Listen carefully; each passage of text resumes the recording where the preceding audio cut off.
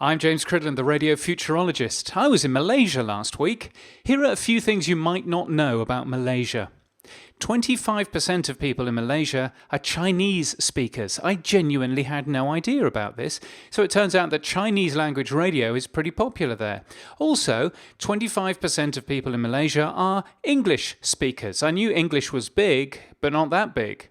So go through the FM dial and you'll find lots of English-speaking radio stations. In a taxi, I listened to Astro's Light FM, a kind of relaxing AC station, one with a fearsome amount of travel news, and a presenter who was quite keen to play short YouTube clips of one of the recent Coachella concerts.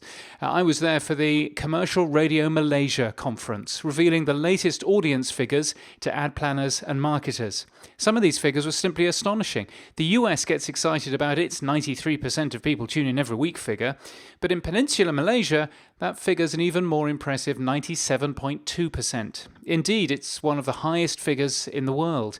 Of interest to me, the average number of radio stations listened to in Malaysia is just 2. That figure's over 4 in the UK, for example, and probably means stations don't overlap with each other too much. I then spoke a lot about how radio is changing across the world, and people laughed at the right places, and it was all a nice positive experience. And the next day I held a training session on how to get the most out of your content, reusing on other platforms and ensuring that it's shared and made available for longer than radio's typical shelf life of broadcast it once and it's gone. I learnt a lot from them. Facebook is huge in Malaysia, and they use Facebook Live particularly to connect with listeners in ways I've not seen before. Chatting after both events, Malaysians are fascinated and worried about Donald Trump, hardly surprising given it's a Muslim country, and also curious and appalled about Brexit, the UK's withdrawal from the European Union. They don't understand how either Trump or Brexit could ever have happened, and I can't really help them much with either. But when Tiger Beer is on special, it doesn't matter too much.